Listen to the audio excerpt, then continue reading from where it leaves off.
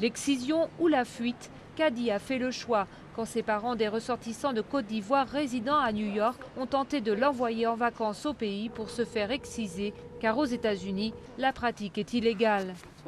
Quand j'ai entendu ça, j'ai eu peur, alors j'ai décidé de m'enfuir. Et je ne suis jamais revenue parce que sinon j'aurais dû subir la même chose que mes sœurs.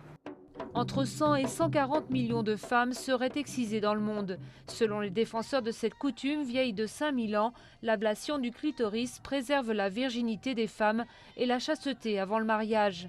Mais les risques d'infection et de complications lors de l'accouchement pour les femmes sont nombreux. Et bien souvent, derrière l'excision se cachent d'autres violences.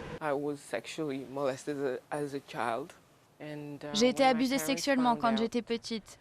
Et quand mes parents s'en sont rendus compte, quand ma mère s'en est rendue compte, ils ont décidé de me faire exciser pour couvrir l'affaire.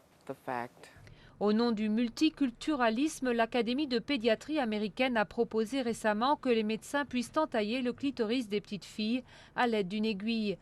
Un compromis trop vague selon les associations de défense des droits de l'homme. Qu'est-ce que les parents vont demander? Est-ce qu'ils vont demander juste une goutte de sang, une petite cuillère de sang, juste une piqûre ou alors qu'un bout du clitoris soit retiré? Sous la pression, le groupe de médecins s'est finalement rétracté.